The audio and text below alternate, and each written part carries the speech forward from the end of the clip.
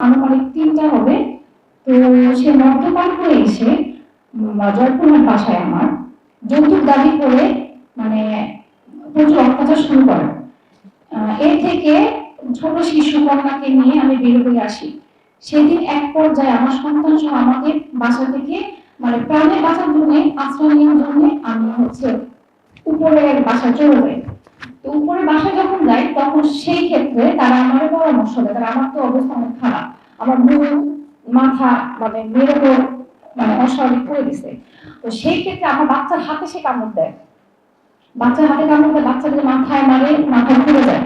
তো আমি বলতেছি যে আমি থাকবো না, আমি চলে যাবো, আমাদের মায়ের না। তো এক পর্যায়ে সে রান্নাঘরকে বসে নিয়ে আসে, আমার সে কুড়াবে। তখন আমি আমার বাচ্চাকে বলি, মা তুমি মেয়ের গেট সামনে গিয়ে দাঁড়াও।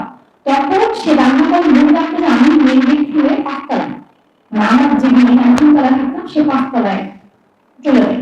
তো তারাও সরকারি চাকরি করে, তারা আমাদের বললো কি দেখুন সে যেহেতু বড় অফিসার, আপনারা আমরা আমাদের বাসায় বেশিক্ষণ রাখতে পারবো না, তো আপনি ওনার সিনিয়রকে ফোন দেন বা তাদের সাথে যোগাযোগ করেন। তো এক পর্যায়ে আমি সাবেক যে আমাদের এসপি মহোদয় ছিল তাকে আমি ফোন দিই।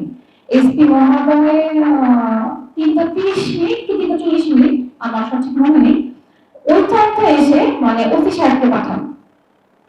তো ৫ তলা থেকে ওসি সাহেব ৩:৩০ আমাকে থানায় নিয়ে যান।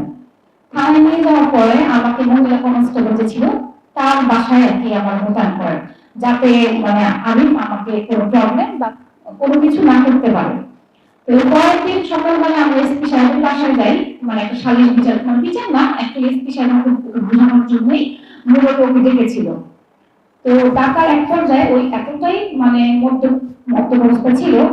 তো এসপি সাহেব লাস্টে আমাকে যিনি ছিলেন উনি আমাকে বললো যে, না এসপি সাহেবের নামটা একটু বলুন, নাম হচ্ছে মিনা মাহমুদ। মিনা মাহমুদ। তো উনি হচ্ছে আমার বললো যে আমি যদি ওকে প্রেশার ক্রিয়েট করি, এখন যদি বাসায় গিয়ে আত্মহত্যা করে এর লাইফ রিস্ক কে নেবে।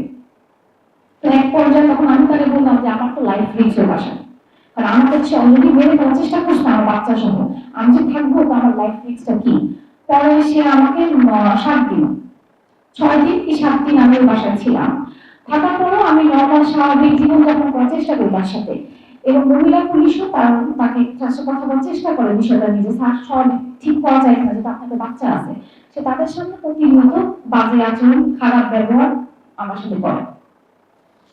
এবং আমি লাস্ট হচ্ছে মানে ঘটনাস্থলে আমার মেন যিনি উনি হচ্ছে যে সাবেক এসপি সাহেব জানেন, এবং পুরো জয়পুরহাটের যত পুলিশ মহোদয় আছেন তারা সবাই জানে, এবং ওসি সাহেবও জানেন যে উনি আমার সাথে কি পরিমাণ অত্যাচার করেছে।